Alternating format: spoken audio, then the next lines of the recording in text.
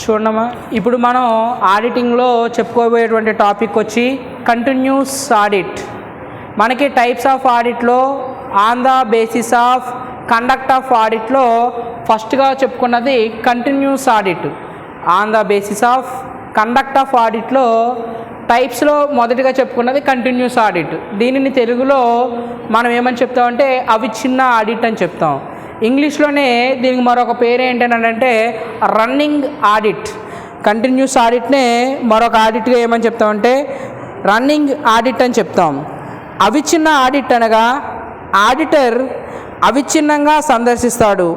సంవత్సరం పొడవునా లేదా క్రమానుగత స్వల్పకాల వ్యవధుల యందు దీనిని నిర్వహించడం జరుగుతుంది. అంటే ఆడిటర్ అనేవాడు రోజు రావడం కానీ లేదా వారానికి ఒకసారి రావడం కానీ నెలలో 2-3 సార్లు రావడం కానీ లేదా కొన్ని నెలల వ్యవధిలో ఇన్నిసార్లని వచ్చి ఆ కంపెనీ యొక్క వ్యవహారాలని తనిఖీ చేయడానికి ప్రత్యేకింపబడంగా ఏర్పాటు చేయబడిన దాన్ని మనం ఏమని చెప్తామంటే అవిచ్ఛిన్న ఆడిట్ అని చెప్తాం.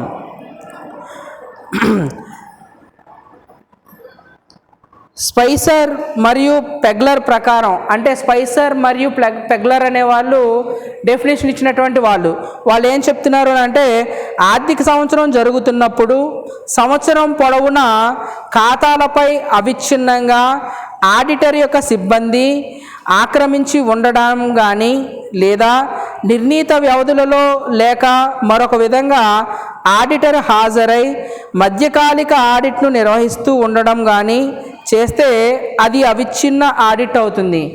ఇక్కడ కంటిన్యూస్ ఆడిట్ అని అంటే ఆడిటర్ క్రింద పనిచేయడానికి కొంతమంది స్టాఫ్ ఉంటారు. వాళ్ళు మనం ఆడిటర్ స్టాఫ్ అని చెప్తాం, ఆడిట్ సిబ్బంది. అయితే ఈ కంటిన్యూస్ ఆడిట్లో ఆడిట్ చేస్తూ ఉన్నప్పుడు ఆడిటర్ క్రింద ఉండేటువంటి సిబ్బంది అయినా కంపెనీలో ఉండిపోవచ్చు, లేదా ఆడిటర్ అయినా తరచుగా వచ్చి ఆ కంపెనీ యొక్క వ్యవహారాలను చూస్తే అలాంటి ఆడిటింగ్ని మనం ఏమని చెప్తామంటే కంటిన్యూస్ ఆడిట్ అని చెప్తాం. ఇక ఈ కంటిన్యూస్ ఆడిట్ అనేది మనం స్టార్టింగ్లో చెప్పామండి. క్వశ్చన్ ఏంటి అని అంటే ఈ కంటిన్యూస్ ఆడిట్కి సంబంధించి what do you mean by continuous audit, in which business it is generally applied అని ఉంది.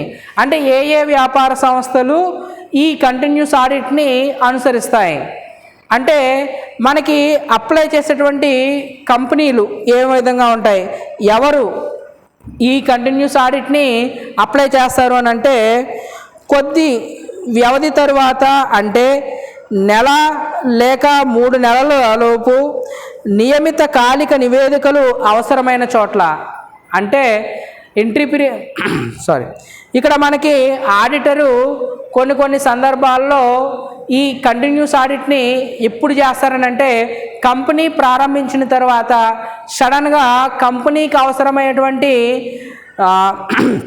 నివేదికలు లేకపోతే లెక్కలు అవసరమైనప్పుడు ఆడిటర్ ఏం చేయొచ్చు అని అంటే ఇలాంటి ఆడిట్ చేయొచ్చు.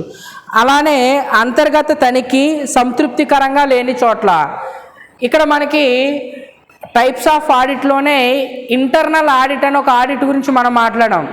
ఈ ఇంటర్నల్ ఆడిట్ గురించి మాట్లాడినప్పుడు లాస్ట్ క్లాస్లో టైప్స్ ఆఫ్ ఆడిట్లో ఈ ఇంటర్నల్ ఆడిట్ అనేది on the basis of conduct of ఆడిట్లో కాకుండా ఆర్గనైజేషనల్ స్ట్రక్చర్లో మనకి లాస్ట్ 4th వన్గా చెప్తున్నాం. On the basis of organisational స్ట్రక్చర్లో మనం ఈ ఇంటర్నల్ ఆడిట్ గురించి మనం మాట్లాడుతున్నాం. ఇంటర్నల్ ఆడిట్లో ఒక భాగంగా ఉండేది ఇంటర్నల్ కంట్రోల్ అన్నమాట. ఇంటర్నల్ కంట్రోలు సాధారణంగా ఎవరు అప్లై చేస్తారంటే పెద్ద వ్యాపార సంస్థలు, భారీ స్థాయిలో వస్తువులను ఉత్పత్తి చేసేటువంటి వ్యాపార సంస్థలు, లేదా ఎక్కువ మొత్తంలో నగదు లేదా వస్తువులు మార్పిడి జరిగేటువంటి వ్యాపార సంస్థలు అనుసరించేటువంటి పద్ధతిని మనం ఏమని చెప్తామంటే అంతర్గత తనిఖీ, ఇంటర్నల్ చెక్ అని చెప్తాం. ఈ ఇంటర్నల్ చెక్ సరిగా లేనటువంటి కంపెనీలలో లేకపోతే ఇండస్ట్రీస్లో ఈ కంటిన్యూస్ ఆడిట్ని ఉపయోగించడం జరుగుతుంది. అలానే ఈ కంటిన్యూస్ ఆడిట్ అనేది ఆర్థిక సంవత్సరం ముగియగానే ముగింపు లెక్కలు తయారు చేయాల్సి ఉన్న చోట, అంటే ఒక అకాడమిక్ ఇయర్ కంప్లీట్ అవ్వగానే ఎక్కడైతే ఫైనల్ అకౌంట్స్ తయారు చేయాలో అలాంటి కంపెనీలలో ఫర్ ఎగ్జాంపుల్గా అంటే మనకి బ్యాంకుల గురించి కానీ లేకపోతే బ్యాంక్ రిలేటెడ్గా ఉండేటువంటి కంపెనీస్ని మనం ఎగ్జాంపుల్గా తీసుకున్నట్లయితే బడ్జెట్ సమావేశాలు జరుగుతాయి కదండి కంపెనీల్లోని, లేకపోతే అది గవర్నమెంట్కి సంబంధించినటువంటి కంపెనీలకి లెక్కల్ని ఆన్ ద స్పాట్లో తేల్చేయాలి. అంటే మనకి ఒక అకాడమిక్ ఇయర్ గురించి మనం మాట్లాడితే గవర్నమెంట్ రూల్ ప్రకారంగా మాట్లాడితే 1వ తారీఖు ఏప్రిల్ నెల 2020 మొదలైతే దీని యొక్క అకాడమిక్ ఇయర్ ఎప్పుడు కంప్లీట్ అవుతుంది అని అంటే 31వ తారీఖు 3వ నెల 2021. దీన్ని మనం అకాడమిక్ ఇయర్ అని చెప్తాం. సాధారణంగా కంపెనీలు అనుసరించేటువంటివి, బ్యాంకులు అనుసరించేటువంటి ఆర్థిక సంవత్సర నివేదికలు కాలం ఎలా ఉంటుంది అంటే 1వ తారీఖు 4వ నెల.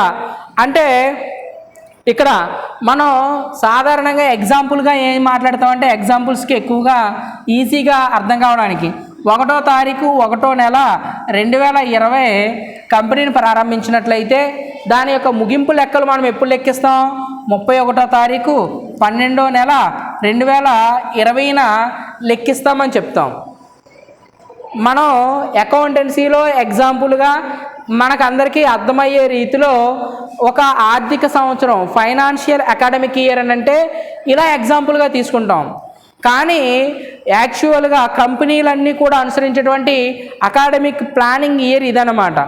ఫైనాన్షియల్ ఇయర్ని ఏమని చెప్తామంటే 1వ తారీఖున 4వ నెలన మొదలవుతుంది. ఏ అకాడమిక్ ఇయర్ అయినా సరే కంపెనీలు లేకపోతే బ్యాంకుల్ని, గవర్నమెంట్ కంపెనీలను తీసుకున్నట్లయితే 1వ తారీఖు 4వ నెలన ఆ కంపెనీలకి అంటే బ్యాంకులకు కానీ లేకుంటే గవర్నమెంట్ ఆఫీసులకు కానీ ఇది స్టార్టింగ్ ఇయర్ అనమాట. స్టార్టింగ్ డే ఫైనాన్షియల్ ఇయర్కి ఇది స్టార్టింగ్ డే. ఎండింగ్ డే వచ్చి 31, ఎండింగ్ మంత్ వచ్చి 3వ నెల. ఒకసారి మనం జాగ్రత్తగా కాల్కులేట్ చేసినట్లయితే ఏప్రిల్ 1వ తారీఖు నుంచి మార్చి 31వ తారీఖుకి అంటే నెక్స్ట్ ఇయర్ మార్చి 31వ తారీఖుకి ఎగ్జాక్ట్గా కరెక్ట్గా 12 months కంప్లీట్ అవుతుంది. అర్థమవుతుందమ్మా? అంటే ఇక్కడ మనకి ఈ అకాడమిక్ ఇయర్లో ఈ ఇయర్ కంప్లీట్ అవ్వగానే చాలా కంపెనీలు ఏం చేస్తాయనంటే వాటి యొక్క బ్యాలెన్స్ షీట్లను తయారు చేయాలి. ఫర్ ఎగ్జాంపుల్గా బ్యాంకులు కానీ కొన్ని గవర్నమెంట్ కంపెనీలు కానీ 1956 యాక్ట్ని ఫాలో అవుతూ ఫామ్ అయినటువంటి కంపెనీలు కానీ అనుసరించేటువంటి అకాడమిక్ ఇయర్ అనమాట. ఇలాంటి కంపెనీలు ముగింపు లెక్కలు తయారు చేసినప్పుడు కంటిన్యూస్ ఆడిట్ అవసరమవుతుంది. అలానే వ్యవహారాలు విస్తారంగా ఉన్న చోట్ల మనం మాట్లాడుకున్నాం క్యాష్ ట్రాన్సాక్షన్స్ కానీ లేకపోతే క్రెడిట్ ట్రాన్సాక్షన్స్ కానీ లేకపోతే ఎక్కువ సప్లై కానీ ఎక్కువ ట్రాన్సాక్షన్ జరుగుతున్నటువంటి చోట కూడా ఈ కంటిన్యూస్ ఆడిట్ అనేది జరుగుతూ ఉంటుంది. తర్వాత మనకి అడ్వాంటేజెస్ చూసినట్లయితే ఈ కంటిన్యూస్ ఆడిట్ వలన మనం పొందేటువంటి అడ్వాంటేజ్ ఏంటి అని అంటే సమస్త రికార్డుల సంపూర్ణ తనిఖీ. అంటే కంపెనీలో ఉండేటువంటి ప్రతి రికార్డుని అంటే అకౌంటింగ్ ఎండ్ అయిపోయిన తర్వాత యాక్చువల్గా ఏం స్టార్ట్ అవ్వాలి? ఆడిటింగ్ స్టార్ట్ అవ్వాలి. మళ్ళీ ఆడిటింగ్ ఎండ్ అయిపోవడం అని అంటే అకౌంటెన్సీ వివరాలన్నీ చూసిన తర్వాత అక్కడితో ఆడిటింగ్ అనేది ఎండ్ అయిపోతుంది బేసిక్గా. తర్వాత మళ్ళీ నెక్స్ట్ ఇయర్లో బుక్ కీపింగ్ స్టార్ట్ అవుతుంది. బుక్ కీపింగ్ నుంచి మళ్ళీ ఏం మొదలవుతుంది? అకౌంటింగ్ మొదలవుతుంది. అకౌంటింగ్ అయిపోయిన తర్వాత మళ్ళీ ఏమవుతుంది? ఆడిటింగ్ మొదలవుతుంది. దీనికి సంబంధించి మనం ఒక చిన్న స్ట్రక్చర్ వేసుకున్నాం. ఇది బుక్ కీపింగ్గా తీసుకుంటే ఇది ఎండ్ అయిపోయిన తర్వాత బుక్ కీపింగ్ ఎండ్ అయిన తర్వాత ఏం మొదలవుద్ది అంటే అకౌంటింగ్ మొదలవుద్ది.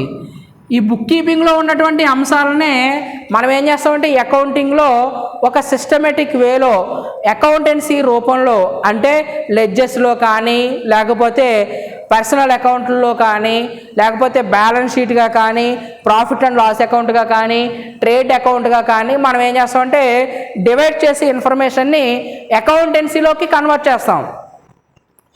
ఇక్కడ ఈ అకౌంటెన్సీ ఎండ్ అయిపోయిన తర్వాత వచ్చేది మనకేంటి అని అంటే auditing.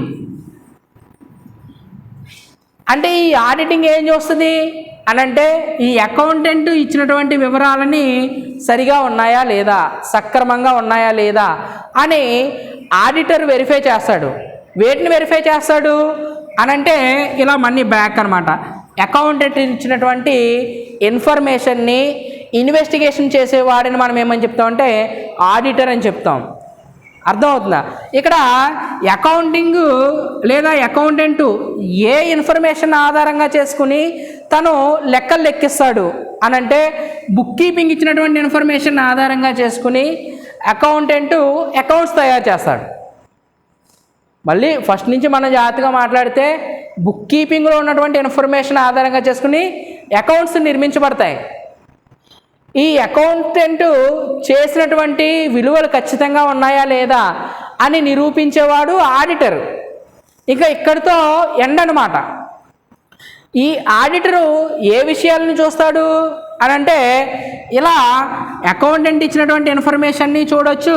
At the same time ఈ అకౌంటెంట్కి అసలు ఇన్ఫర్మేషన్ ఎక్కడి నుంచి వచ్చింది అంటే బుక్ కీపింగ్ నుంచి వచ్చింది. బుక్ కీపింగ్ని కూడా చూడొచ్చు. అంటే ఆడిటరు 2 అంశాలని వెరిఫై చేయొచ్చు. ఏంటి అవి? ఒకటి బుక్ కీపింగ్ని డైరెక్ట్గా బుక్ కీపింగ్ని అయినా టచ్ చేయొచ్చు, లేదు ఆ బుక్ కీపింగ్ నుంచి వచ్చినటువంటి ఇన్ఫర్మేషను అకౌంటెంట్ ఇచ్చినటువంటి నివేదికలనైనా సరే టచ్ చేయొచ్చు అనమాట. అంటే ఇక్కడ ఈ కంటిన్యూస్ ఆడిట్ అనేది ఏం చేస్తుంది అంటే కంప్లీట్డ్గా ప్రతి రికార్డ్ని కూడా టచ్ చేయడం జరుగుతూ ఉంటుంది. అందువలన దీన్ని మనం ఏమని చెప్తామంటే సమస్త రికార్డుల సంపూర్ణ తనిఖీ. అంటే ప్రతి రికార్డుని కూడా ఆడిటరు లేకపోతే కంటిన్యూస్ ఆడిట్ అనేది ఏం చేస్తుందంటే వెరిఫై చేయడం జరుగుతూ ఉంటుంది. సంవత్సరం పొడవునా ఆడిట్ను కొనసాగించడం వల్ల ఆడిటర్ అన్ని రికార్డులను సన్నిహితంగాను సంపూర్ణంగాను తనిఖీ చేయడానికి వీలుంటుంది. అంటే కంటిన్యూస్ ఆడిట్ అంటే దీన్ని ఇంగ్లీష్లో మరొక పేరు ఏమని చెప్పాం, రన్నింగ్ ఆడిట్ అని చెప్తున్నాం. అంటే మొదటి నుంచి చివరి వరకు అకౌంటెంట్తో పాటుగా చూడండి. ఇక్కడ కూడా ఫర్ ఎగ్జాంపుల్గా ఆడిటరు ఫాలో అవుతాడు ఎవరిని? అకౌంటెన్సీని ఫాలో అవుతాడు. తర్వాత అకౌంటెంట్ దేన్ని ఫాలో అవుతాడు? బుక్ కీపింగ్ని ఫాలో అవుతాడు. ఇందులో ముందున్నది ఎవరు అనంటే 1 బుక్ కీపింగ్, సెకండ్ ప్లేస్లో ఉన్నది ఎవరు? అకౌంటెంట్. తర్వాత థర్డ్ ప్లేస్లో ఉన్నది ఎవరు అంటే ఆడిటర్. యాక్చువల్గా మనం వీటికి ర్యాంక్స్ని డివైడ్ చేయండి అన్నాం అనుకోండి, ఫస్ట్ ఏది ఉంది? ఆడిటింగ్ ఉంది కాబట్టి దీనికి 1 వేయొచ్చు మనం. అర్థమవుతుందా? ఇక్కడ కంటిన్యూస్ అని చెప్తున్నాం, at the same time running audit అని చెప్తున్నాం.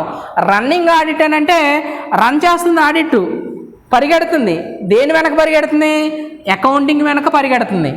అకౌంటింగ్ తన యొక్క ఇన్ఫర్మేషన్ ఎక్కడైతే కంప్లీట్ చేస్తుందో అక్కడి నుంచి ఆడిటింగ్ పరిగెడుతుంది. అర్థమవుతుందా? తర్వాత ఈ అకౌంటింగ్ దేని వెనక పరిగెడుతుంది అంటే బుక్ కీపింగ్ వెనక పరిగెడుతుంది. అయితే చాలామంది యొక్క అభిప్రాయంలో ఈ బుక్ కీపింగ్ వేరు అకౌంటింగ్ వేరు అని చెప్తారు.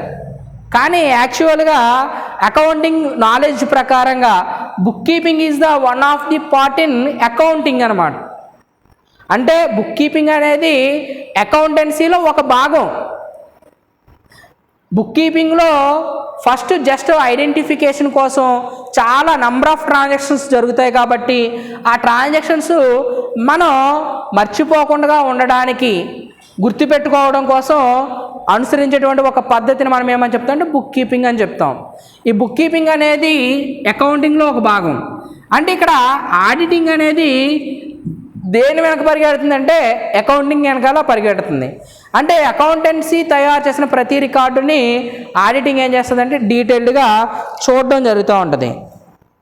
ఇక రెండవది మోసాలను దోషాలను శీఘ్రమే కనుక్కోవడం. అంటే కంపెనీలో అకౌంటెంటు లేకపోతే మేనేజ్మెంటు చేసినటువంటి మిస్టేక్స్ని అండ్ ఫ్రాడ్స్ని ఇమీడియట్గా ఆన్ ద స్పాట్లో ఐడెంటిఫై చేస్తుంది అనమాట కంటిన్యూస్ ఆడిట్. ఎందుకోసం? ఇక్కడ రన్నింగ్ ఆడిట్ అని చెప్తున్నాం. అకౌంటెన్సీ ఎక్కడ అంతమవుతుందో ఈ కంటిన్యూస్ ఆడిట్ దాని వెనకతనే చేస్తుంది.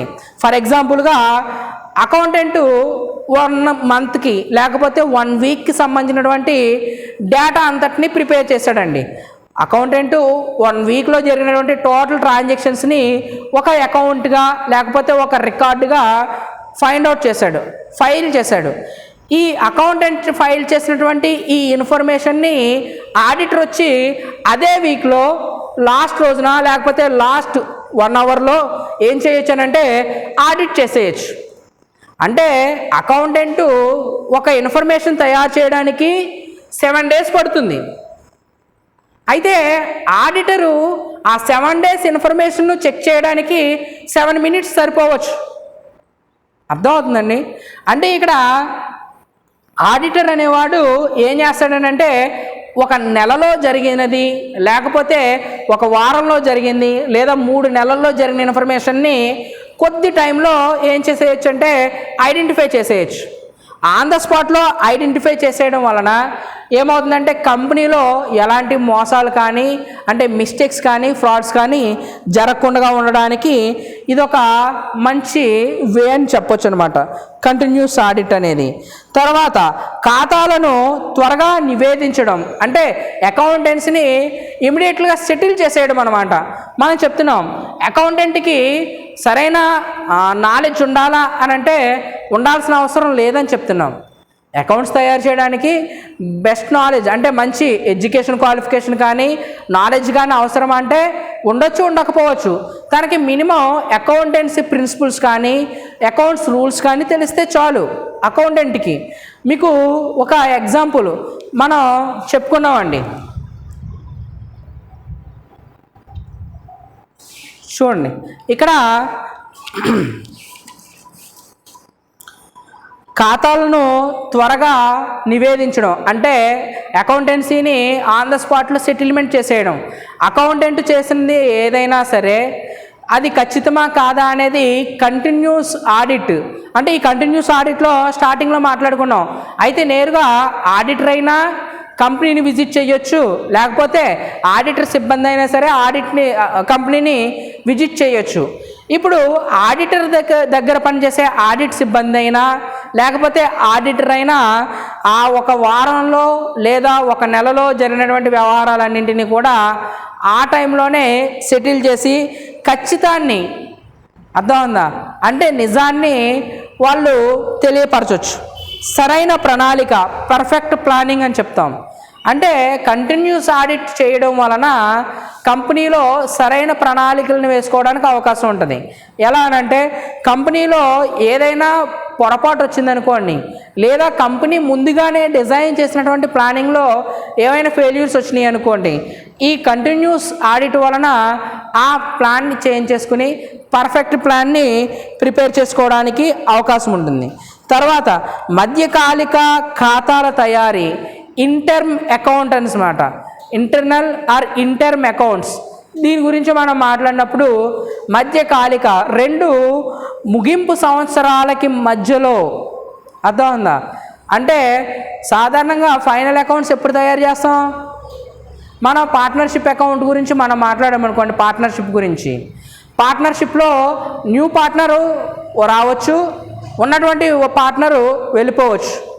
ఇప్పుడు న్యూ పార్ట్నర్ వచ్చాడు అనుకోండి అప్పటి వరకు జరిగినటువంటి వ్యవహారాలన్నింటినీ స్ట్రక్ చేసి అంటే నిలిపివేసి అక్కడితో ఆ అకాడమిక్ ఇయర్ అంటే 3 నెలలు జరగనివ్వండి 4 నెలలు జరగనివ్వండి 7 నెలలు జరగనివ్వండి 8 నెలలు జరగనివ్వండి అప్పటి వరకు జరిగినటువంటి వ్యవహారాలన్నింటికి ఫైనల్ అకౌంట్స్ తయారు చేస్తాం. మళ్ళీ న్యూ పార్ట్నర్ వచ్చి జాయిన్ అయిన తర్వాత వాడితో మళ్ళీ న్యూ అకౌంట్ స్టార్ట్ చేస్తాం. అర్థమవుతుందండి అంటే ఇక్కడ అలాంటి సందర్భాలలో కానీ ఈ కంటిన్యూస్ ఆడిట్ అనేది ఉపయోగపడుతుంది అని చెప్పొచ్చు.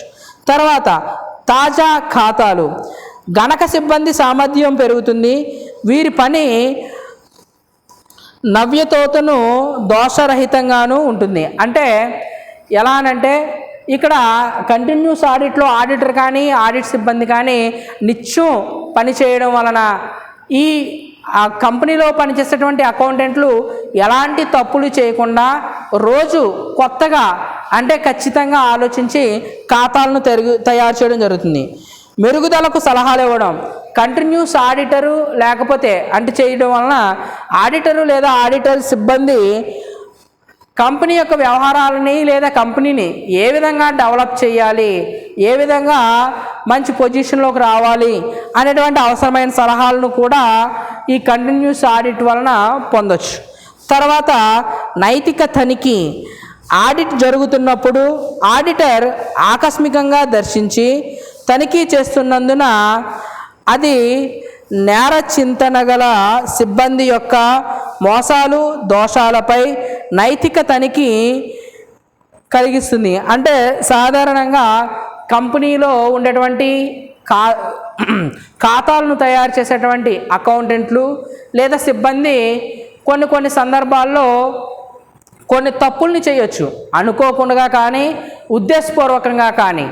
ఇలా అనుకోకుండా లేకపోతే ఉద్దేశపూర్వకంగా చేసినటువంటి తప్పుల్ని ఈ కంటిన్యూస్ ఆడిటర్ అనేవాడు ఏం చేయొచ్చు అంటే ఈజీగా ఐడెంటిఫై చేసి దానికి తగినటువంటి శిక్షనైనా లేకపోతే చర్యనైనా తీసుకోవచ్చు అన్నమాట. నిర్వహణకు వెసులుబాటు. నెలవారీ నివేదికలు తయారు చేసే పెద్ద వ్యాపార సంస్థల విషయంలో నిర్వహణ సరళంగా లేకుండా ఉంటే ఈ ఆడిట్ ఎంతో ఉపయుక్తంగా ఉంటుంది.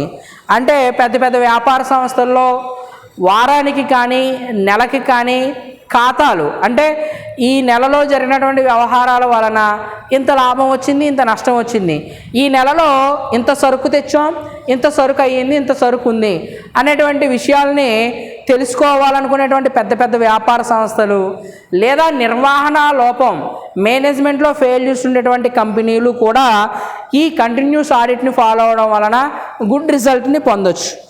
ఆడిట్ సిబ్బందిని శక్తివంతంగా వినియోగించుకోవడం. ఒక కంపెనీలో కంటిన్యూస్ ఆడిట్ని చేయడం వలన ఆ కంపెనీకి ఆడిటర్ కానీ ఆడిటర్ యొక్క సిబ్బంది కానీ పనిచేయడం జరుగుతుంది అని చెప్తున్నాం. ఇలాంటి సందర్భంలో ఈ కంటిన్యూస్ ఆడిటర్కి కూడా లేదా ఆడిట్ టీంకి కూడా కొంత రెమ్యూనరేషన్ ఇవ్వాల్సి ఉంటుంది. అలాంటి సందర్భంలో ఈ కంపెనీ యొక్క ఖాతాలని లేదా కంపెనీ యొక్క వ్యవహారాలని తయారు చేయమని ఆడిట్ సిబ్బందికి ఇచ్చేయచ్చు. అంటే ఇక్కడ సాధారణంగా ఇక్కడ ఒక పాయింట్ చెప్పాం, అకౌంటెన్సీ పూర్తయిన తర్వాత అకౌంటెన్సీ వెనకాల ఆడిటింగ్ ఫాలో అవుతుందని చెప్తున్నాం. అయితే ఇక్కడ ఈ పాయింట్లో ఏం చెప్తున్నాం అంటే ఆడిటర్ యొక్క సిబ్బందిని కానీ ఆడిటర్ని కానీ పూర్తిగా ఉపయోగించుకోవచ్చు. ఎలా అంటే అకౌంటెంట్ పని లేకుండా ఆ ఖాతాలనే నేరుగా అకౌంటెంటు పని లేకుండా ఇన్వాల్వ్మెంట్ లేకుండా ఆడిటర్ సిబ్బందిని కానీ ఆడిట్ని కానీ తయారు చేసేయమనొచ్చు. దీనివల్ల ఇంక తప్పులేం రావు కదా. సాధారణంగా మోసాలు తప్పులు ఎందుకు వస్తాయి? అకౌంటెంట్ కావాలని కానీ తెలియక కానీ చేయడం వలన. అంటే మరి ఇక్కడ ఆడిటర్కి అన్నీ తెలుసు కదా, అన్నీ తెలిసినట్టు తప్పు ఎందుకు చేస్తాడు? ఆ ఉద్దేశంతో ఆడిటర్ని పూర్తిగా కూడా వాడుకోవడానికి ఇది ఒక ఉపయోగకరంగా ఉంటుంది. నెక్స్ట్, అంకెల మార్పిడి లోపాల గురించి, డిసడ్వాంటేజెస్ గురించి మనం మాట్లాడితే అంకెల మార్పిడి, నెంబర్స్ని చేంజ్ చేసేయచ్చు. ఎందుకు, ఎలా చేంజ్ చేస్తారు? ఇప్పుడు వరకు మనం అడ్వాంటేజెస్ మాట్లాడామండి. అడ్వాంటేజెస్ ఏంటంటే ఇన్ టైంలో ఆ కంపెనీకి సంబంధించినటువంటి అకౌంటెన్సీ అన్నీ క్లియర్గా చెక్ చేయబడతాయి. ఏమైనా ఫ్రాడ్స్ ఉంటే ఈజీగా ఐడెంటిఫై చేయొచ్చు. అవసరమైనటువంటి సజెషన్స్ని ఇవ్వచ్చు. తర్వాత అకౌంటెంట్లు యొక్క పని భారాన్ని తగ్గించి ఆడిటర్లను ఉపయోగించుకోవచ్చు. ఇవన్నీ కూడా మనం అడ్వాంటేజెస్గా మాట్లాడుకున్నాం. మరి డిసడ్వాంటేజెస్లోకి వచ్చేసరికి అంకెల మార్పిడి అని చెప్తున్నాడు. నంబర్స్ని చేంజ్ చేసేయచ్చు. ఎలా అనంటే మనం మాట్లాడుకున్నాం, కంటిన్యూస్ ఆడిట్ అనేది ఒక వారానికి కానీ ఒక నెలకి కానీ కొన్ని నెలలకి ఒకసారి కానీ జరుగుతుందని చెప్తున్నాం. ఒకసారి ఆడిట్ అయిపోయినటువంటి విషయాన్ని ఆడిటరు సాధారణంగా ఒక ఆలోచనతో ఉంటాడు. ఏ విధంగానంటే గతంలో ఈ నెలకు సంబంధించినటువంటి వ్యవహారాలన్నింటినీ నేను ఆడిట్ చేశాను కాబట్టి నెక్స్ట్ మంత్ చూస్తే చాలు, లాస్ట్ మంత్ది చూడకపోయినా అవసరం లేదు. ఎందుకని ఆల్రెడీ లాస్ట్ మంత్ది నేను వెరిఫై చేసి సర్టిఫై చేశాను అన్న ఆలోచనతో ఆడిటర్ ఉంటే ఈ ఆడిట్ చేసినటువంటి అంటే గతంలో ఆడిట్ చేసినటువంటి ఈ విలువల్ని అకౌంటెంట్ కానీ మేనేజ్మెంట్ కానీ నంబర్స్ని మార్చేయచ్చు అన్నమాట. అంకెల మార్పిడి అంటే గతంలో ఆడిట్ చేసేసినటువంటి నివేదికల్ని ఆ అకౌంటెంట్ ఏం చేయొచ్చు అని అంటే అవినీతి చేయడం కోసం అవినీతి పరులైనటువంటి సిబ్బందులు ఏం చేయొచ్చు అంటే ఆ గతంలో ఆడిట్ అయిపోయినటువంటి ఈ విషయాలని లేదా అంశాలని వివరణని రికార్డుని అంకెలు మార్చేయచ్చు. తర్వాత పనికి అంతరాయం అంటే కంపెనీలో జరిగేటువంటి వర్క్ని ఈ కంటిన్యూస్ ఆడిట్ అనేది ఏం చేయొచ్చు అంటే డిస్టర్బ్ చేయొచ్చు. ఎలా అనంటే కంటిన్యూస్ నిరంతరం కొనసాగే ఆడిట్ అని చెప్తున్నాం. ఈ కంటిన్యూస్ ఆడిట్ వలన ఆడిటర్ వచ్చి అకౌంటెంట్ యొక్క పనికి అంతరాయం కలిగించవచ్చు. దీని వలన ఆ రోజు జరగాల్సినటువంటి పని తదుపరి రోజు ఆ తర్వాత రోజు జరగాల్సింది అంటే రోజులు అనేవి పెరిగిపోతూ ఉండొచ్చు. అంటే ఆడిటరు రావడం వలన ఈరోజు జరగాల్సిన పని ఈరోజే జరగకుండా పనికి అంతరాయం జరగవచ్చు అని. తర్వాత వ్యయభరితం అంటే ఎక్స్పెన్సెస్ అనమాట, అదర్ ఎక్స్పెన్సెస్. సాధారణంగా ఆడిటర్కి ఇయర్లీ వన్స్ మాత్రమే మనం శాలరీ ప్యాకేజ్ ఇస్తామని చెప్తున్నాం ఆడిటర్కి. కానీ కంటిన్యూస్ ఆడిట్ని అప్లై చేయడం వలన ఈ కంటిన్యూస్ ఆడిట్ని చేసేటువంటి ఆడిట్ సిబ్బందికి కానీ ఆడిటర్ కానీ అదనంగా వ్యయాన్ని ఇవ్వాల్సి ఉంటుందన్నమాట.